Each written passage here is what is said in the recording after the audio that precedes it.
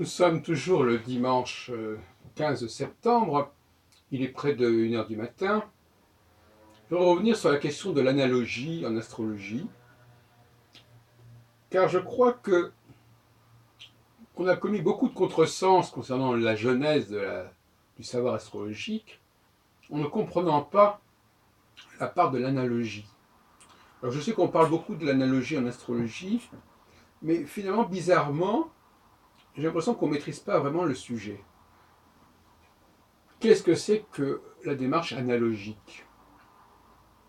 La démarche analogique, c'est, je dirais, pour simplifier dans un premier temps en tout cas, c'est le fait de se servir d'exemples, d'images, pour se faire comprendre.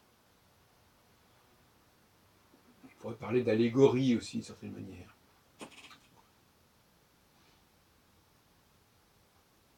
Je veux expliquer quelque chose à quelqu'un, je parle de quelque chose que cette personne connaît par ailleurs, et je lui dis, bah, tu vois, c'est à peu près de cet ordre-là.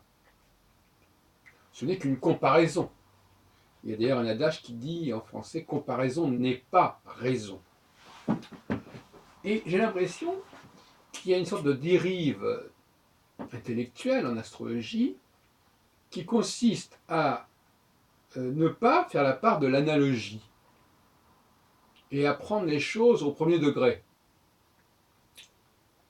Si par exemple je me sers du cycle des saisons pour imager un processus cyclique, est-ce pour autant que mon processus cyclique va être calculé à partir du point vernal ou des équinoxes ou des solstices? Pas forcément, pas du tout. Je peux très bien utiliser l'image des équinoxes et des solstices pour parler d'un phénomène stellaire ou d'un phénomène à un tout autre niveau qui n'a rien à voir avec ce qui se passe au niveau des saisons dans l'hémisphère nord. Or, on entend, à moins que j'ai rêvé, on entend beaucoup d'astrologues qui disent, voilà, puisqu'on se sert de la symbolique zodiacale, puisque, ce qui est encore bien discutable, cette symbolique zodiacale est liée aux saisons, donc il est parfaitement logique que je construise mes cycles astrologiques sur la base des saisons. Voyez-vous le genre de sophisme que l'on commence à développer de cette façon?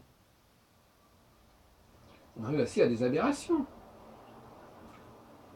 Si je choisis par exemple, je prends un cas encore plus subtil, je choisis par exemple les âges de la vie pour illustrer une progression d'un cycle. La première chose qu'il faut savoir, c'est que ces âges de la vie, par définition, ils nous amènent de la naissance à la mort, mais qu'en astrologie, après la mort, il y a une nouvelle naissance. Hein. Bon. Bon. Donc l'utilisation de cette imagerie des âges, elle a ses limites. Hein. Elle a ses limites. Et moi, par exemple, qui utilise cette imagerie peu ou prou pour le cycle de 7 ans, vous imaginez bien qu'au bout de 7 ans, on n'est pas mort. Hein. Voilà, donc là, on pourrait me citer comme ça plusieurs cas de ce genre, il y en a même plus qu'on peut l'imaginer, peut-être qu'on en trouvera d'autres auxquels on ne pense pas. Mais les images ne sont que des images. Les analogies ne sont que des analogies. Par exemple, un cas qui me paraît particulièrement important, même décisif au niveau de la pensée astrologique, c'est la question de l'utilisation des dieux, des déesses et des dieux du panthéon grec ou latin ou gréco-latin, peu importe, gréco-romain.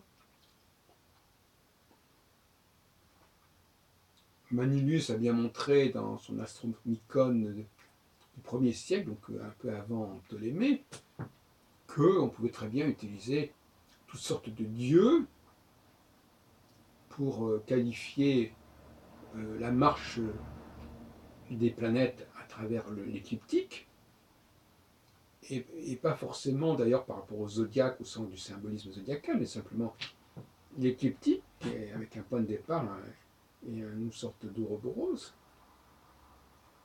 c'est-à-dire la fin qui rejoint le début.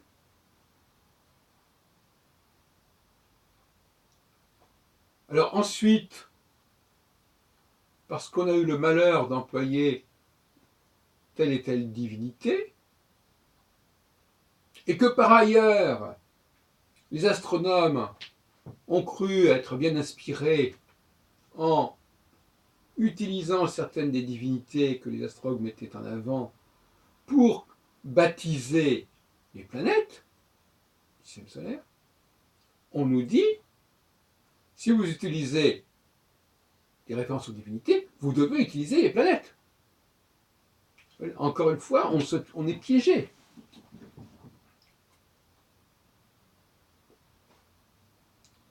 C'est pas parce que les astronomes se sont amusés à récupérer des notions, des emprunts que les astrologues ont fait à la mythologie que maintenant on est obligé, nous, de passer par l'astronomie pour savoir où sont les dieux. Donc on est dans une sorte de marasme à ce niveau-là qui est assez épouvantable, où